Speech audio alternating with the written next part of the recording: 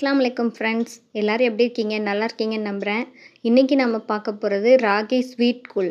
வாங்க எப்படி செய்கிறதுன்னு பார்க்கலாம். அதுக்கு முன்னாடி நம்ம சேனலை ஃபஸ்ட் டைம் பார்க்குறீங்கன்னா சப்ஸ்கிரைப் பண்ணி சப்போர்ட் பண்ணுங்கள் ஃப்ரெண்ட்ஸ். வாங்க இப்போ வீடியோக்குள்ளே போகலாம். பவுலில் 3 டேபிள் ஸ்பூன் ராகி மாவு எடுத்திருக்கேன். அதை தண்ணி ஊற்றி கட்டி இல்லாமல் கரைச்சி வச்சுக்கணும். நான் இது 2 பேர் சாப்பிட்ற அளவு செஞ்சு காட்டியிருக்கேன். நீங்கள் எத்தனை பேருக்கு செய்கிறீங்களோ அதுக்கு தகுந்த மாதிரி அளவுகளை கூட்டி குறைச்சி சேர்த்துக்கோங்க. ராகி மாவில் தண்ணி ஆட் பண்ணி கட்டி இல்லாமல் கரைச்சி எடுத்துக்கிட்டேன். கட்டிகள் இல்லாமல் நல்லா தண்ணியாக கரைச்சிக்கோங்க.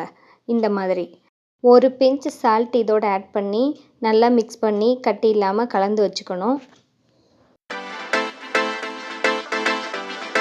ஒரு சாஸ் பேன் அடுப்பில் வச்சுட்டு 1.5 டம்ளர் தண்ணி அளவு எடுத்து அதில் சேர்த்துக்கோங்க.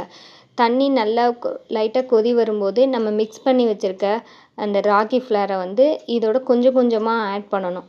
விடாமல் கிளறிக்கிட்டே ஆட் பண்ணுங்கள். அப்போ தான் கட்டிகள் எதுவும் வராது, அடியிலையும் நமக்கு பிடிக்காது.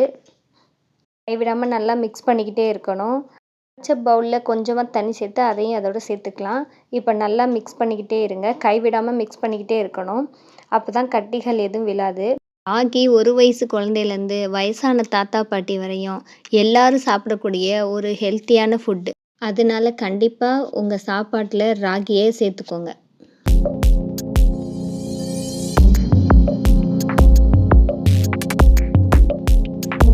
நல்ல ஒரு 5 நிமிஷத்துக்கு கைவிடாமல் மிக்ஸ் பண்ணிக்கிட்டே இருந்தாக்கா அடியில் பிடிக்காமல் நமக்கு கட்டி இல்லாமல் ஒரு கண்ணாடி பதத்துக்கு இந்த மாதிரி நமக்கு ஒரு கிளாஸியாக ஒரு டெக்ஸ்சருக்கு நமக்கு கிடைக்கும்.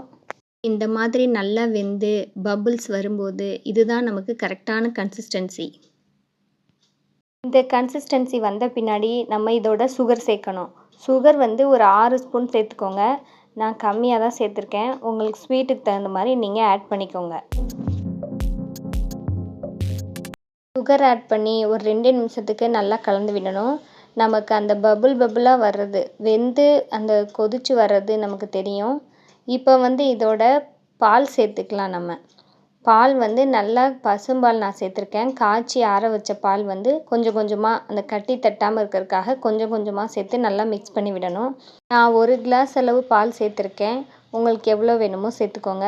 கொஞ்சம் கொஞ்சமாக எல்லா பாலையும் சேர்த்து நல்லா மிக்ஸ் பண்ணி விட்டுருங்க. பால் சேர்த்த பின்னாடி நல்லா மிக்ஸ் பண்ணி விட்டுட்டு ஒரு கொதி வர வரையும் வெயிட் பண்ணணும். இப்போ நமக்கு சத்தான கால்சியம் நிறைந்த ராகி கூழ் ரெடி ஆயிடுச்சு. கை கால் வலி, மூட்டு வலி, எலும்பு தேய்மானம் இருக்கவங்களாம் கண்டிப்பாக இந்த ராகியை ஒரு நாள் இந்த மாதிரி செஞ்சு கஞ்சியாக செஞ்சும் சாப்பிட்லாம். கண்டிப்பாக இதை ட்ரை பண்ணுங்கள். சின்ன குழந்தைங்களுக்கு எலும்பு வளர்ச்சி அடைய ராகி ரொம்ப ஹெல்ப் பண்ணுது. அதனால உங்களோட ஃபுட்டில் ராகியை கண்டிப்பாக சேர்த்துக்கோங்க. அடிக்கடி ராகியில் உள்ள ஃபுட்டெல்லாம் செஞ்சு சாப்பிடுங்க. ஈஸியாக டக்குன்னு செய்யக்கூடிய ரெசிபி தான் இது. கண்டிப்பாக சமையல் தெரியாதவங்க பிகினர்ஸ் கூட இதை ட்ரை பண்ணி சுலபமாக செஞ்சிடலாம். எப்போவுமே இட்லி தோசைன்னு செஞ்சு பசங்களுக்கு கொடுக்காம இந்த மாதிரி ஒரு நாள் செஞ்சு நீங்களும் சாப்பிட்டு குழந்தைங்களுக்கும் கொடுத்து நல்லா ஆரோக்கியமாக இருங்க. இப்போ ஒரு பவுலில் ராகிக்குள்ளே ட்ரான்ஸ்ஃபர் பண்ணி அதோட துருவி வச்ச தேங்காவை சேர்த்துக்கலாம். தேங்காய் சேர்த்து சாப்பிடும்போது இன்னுமே டேஸ்ட்டு அதிகமாக இருக்கும். நீங்களும் கண்டிப்பாக இதை வீட்டில் ட்ரை பண்ணி பாருங்கள்.